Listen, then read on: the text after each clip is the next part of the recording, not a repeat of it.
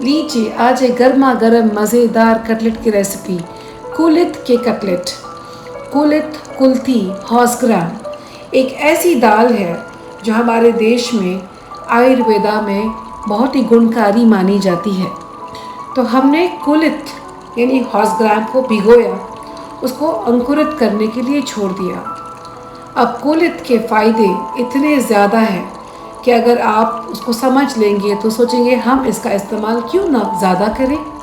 तो कुलित को जब भिगोकर उसका पानी उबाल कर पीते हैं तो ये माना जाता है कि ये गुर्दे के पत्थरों को तोड़ने के लिए आसान करते हैं। मैंने खुद देखा है अपने प्रैक्टिस में, जब मैं कुल्थी का पानी लोगों को पिलाती हूँ तो किडनी स्टोन्स फटाफट कम हो जाते हैं या गिर भी जाते हैं। अब दूसरी बात, कुल्थी में है बहुत सारे गुणकारी अमीनो एसिड्स जिससे प्रोटीन्स बनते हैं। लाइसिन, आर्जिनिन की मात्रा बहुत ज़्यादा होने से अगर हम इसको चावल या रोटी के साथ इस्तेमाल करते हैं तो ये हमें देते हैं भरपूर प्रोटीन। भिगोने से और उसको अंकुर फोड़ने से इनमें जो होते हैं एंटी न्यूट्रिशनल फाइटिक एसिड सपोनेंट्स, इसको हम कम करने में मदद करते हैं। अक्सर लोग दालों को कम खाना पसंद करते हैं, छिलके वाली दालों को, खास करके कुलित या चना, क्योंकि सोचते हैं इससे गैस होगा। पर मैं कहती हूँ भिगोने से, अंकुर फोड़ने से ये फ़ायदा हो जाता है। हमने लिया है इसमें पी शूट्स और पुदीना जो माइक्रो न्यूट्रिएंट्स में भरपूर है। फिर लिया है धनिया का दाना, ज़ीरा और सफ़ेद तिल। दोस्तों, हमेशा ये देखा गया है कि हमारे भारतीय रेसिपीज़ में सफ़ेद तिल, धनिया, ज़ीरा का इस्तेमाल भरपूर किया गया है। मैं समझती हूँ एज ए न्यूट्रिशनिस्ट इनमें बहुत सारे माइक्रोन्यूट्रिएंट्स है, खास करके कैल्शियम, आयरन। और हल्दी, अदरक, लहसुन ये भी गुणकारी है। अब क्यों सेकते हैं? क्योंकि सेकने से न्यूट्रिशन एक्सपर्ट्स मानते हैं कि धनिया, ज़ीरा और तिल के गुण ज़्यादा हमें फ़ायदा पहुंचाते हैं, क्योंकि हल्का सेकने से इनमें जो एक होता है फैटिक एसिड, ये टूट जाता है और इनके जो एसेंशियल फैटी एसिड्स हैं और जो इनके मिनरल्स हैं हमें पचन में आसान हो जाते हैं। तो सेके हुए धनिया, सफ़ेद तिल और ज़ीरा को हम पीस लेंगे तो ये खुशबूदार एक जायकेदार कटलेट का इसमें योगदान होगा। दोस्तों, जब हम किसी भी दाल को भिगोकर अंकुर फोड़ते हैं तो हमें ये समझना है कि इसका प्रोटीन हमें ज़्यादा फ़ायदा देगा, क्योंकि इनमें जो मौजूद होते हैं ट्रिप्सिन इनहिबिटर्स, ये टूट जाते हैं महज सोकिंग और स्प्राउटिंग से।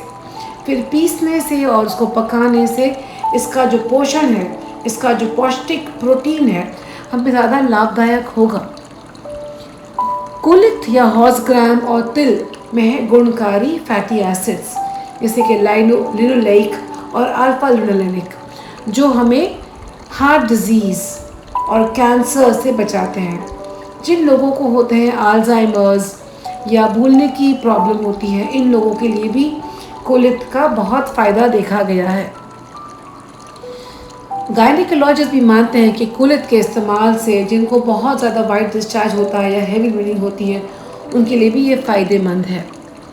मैंने ये हैंड प्रोसेसर में ये कुलित और ये पी शूट्स और पुदीने को पीसा है, क्योंकि मैं चाहती हूँ कि मेरा जो कटलेट का बेस थोड़ा सा खुरदरा हो, क्योंकि एक करारी चटपटी कटलेट के लिए ये ज़रूरी है। बेसन के डलने से ये कटलेट टूटेगा नहीं और इसका पौष्टिक गुण, खास करके प्रोटीन और आयरन, कैल्शियम भी बढ़ जाता है। हमने इसमें मिला है थोड़ा सा दही, क्योंकि दही फर्स्ट क्लास प्रोटीन है।